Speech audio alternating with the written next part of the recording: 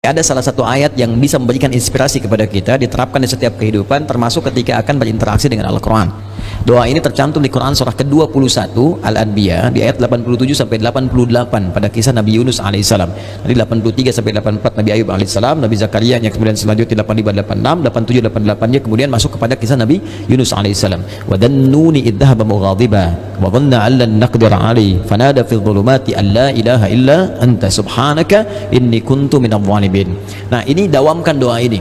Termasuk kalau kita ingin berusaha berinteraksi dengan kebaikan, kayak kita misalnya mau coba menghafal Quran, kayak kita mau coba membaca Quran dengan baik, atau kita coba misalnya mendapatkan kesuksesan dalam pekerjaan, atau kita mengatasi gangguan dalam kehidupan. Ini masuk semuanya.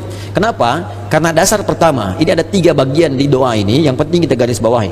Pertama, la ilaha illa anta, ya, awas. 2, subhanak. 3, inni kuntu minadh dhalimin. Jadi kalau kita zikirkan misalnya la ilaha illa anta subhanaka inni kuntu minadh dhalimin, la ilaha illa anta subhanaka inni kuntu minadh dhalimin. Kalimat la ilaha illa anta, yakni la ilaha illallah, ini dasar semua kehidupan kita. Dahsyatnya kalimat ini. Ya, dari kalimat inilah kita tercipta. Dari kalimat inilah kita diminta untuk beribadah. Makanya beliau tadi menyitir Quran surah ke-51 Ad-Dhariyat di ayat ke-56. Wa ma khalaqatul jinna wal insa illa liya'budun. Tidaklah aku ciptakan jin dan manusia kalian kecuali untuk menyembah aku. Dan penyembahan pertama itu ditafsirkan kalimat la ilaha illallah. Quran surah Thaha ayat ke-14. Innani anallahu la ilaha illa ana fa'budni. Wa ma khalaqatul jinna wal insa illa liya'budun. Jadi tujuan kita beribadah kepada Allah Subhanahu wa taala untuk la ilaha illallah. Hadirnya kita di sini, hidup di dunia la ilaha illallah. Bahkan orang berjuang jihad fisabilillah sampai wafat karena la ilaha illallah. Bahkan orang kalimat terakhirnya dalam hidup untuk la ilaha illallah. Kalimat akhir hidupnya, man qala la ilaha illallah fi akhir hayatihi dakhala al-jannah. Kalau ada orang bisa mengucapkan la ilaha illallah akhir hidupnya, dijamin oleh Nabi sallallahu alaihi wasallam dengan lisannya masuk surga. Bayangkan, kita hidup untuk la ilaha illallah, berjuang untuk la ilaha illallah, wafat pun bisa mengucapkan la ilaha illallah, dijamin semua kebaikan. Jadi ketika kita berdoa menggunakan satu kalimat ini kepada Allah, seakan-akan kita mengatakan, ya Allah, bukankah dengan kalimat ini, bukankah dengan kata ini aku dihidupkan untuk beraktivitas, bukankah dengan kata ini aku diminta beribadah, bukankah dengan kata ini aku diminta untuk berjuang sampai wafat? Maka dengan semua keistimewaan di kata ini, ya Allah, mohon kabulkan, aku ingin minta sesuatu. Aku sakit, mohon sembuhkan, ya Allah. Aku dikerjai orang, mohon lindungi, ya Allah. Aku punya kesulitan, mohon mudahkan, ya Allah. Subhanak. Subhanak, kata subhanak itu menafikan semua yang tidak setara dengan sifat-sifat Allah. Ya, contoh orang mengatakan Allah punya anak, makanya turun Quran surah kedua ayat 116. Wa qalu takhadzallahu walada subhana. Tepikan semua yang tidak ada hubungan dengan Allah Subhanahu wa taala. Karena itu ketika kita mengatakan subhanak, ya Allah, aku meyakini enggak ada Tuhan selain Engkau. Enggak ada sifat-sifat yang layak Engkau sandang kecuali apa yang telah Engkau tetapkan. Aku mohon ampun, ya Allah, selama ini inni kuntu minadh dhalimin. Aku salah. Aku salah, ya Allah. Aku katakan Tuhan hanya Engkau, tapi aku kadang diperbudak dunia.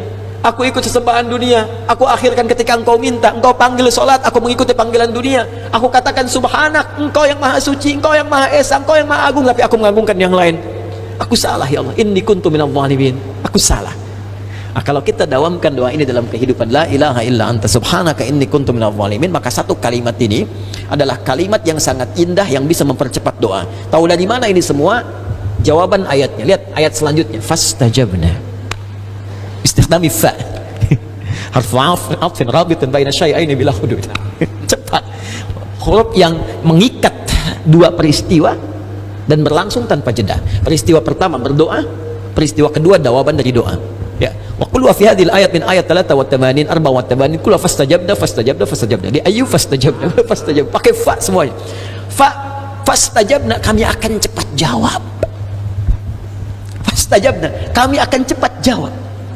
Ya, jadi ketika Yunus alaihissalam memohon kepada Allah, jawaban dari Allah langsung mengatakan, siapa yang mengucapkan man qala la ilaha illa anta subhanaka inni kuntu minadh dhalimin fastajabna, kami akan jawab, kata Allah Subhanahu wa taala. Ya, lalu apa yang terjadi kepada Yunus alaihissalam? Fanajainahu minal gham. Ya, kami lepaskan dari kesulitan hidupnya.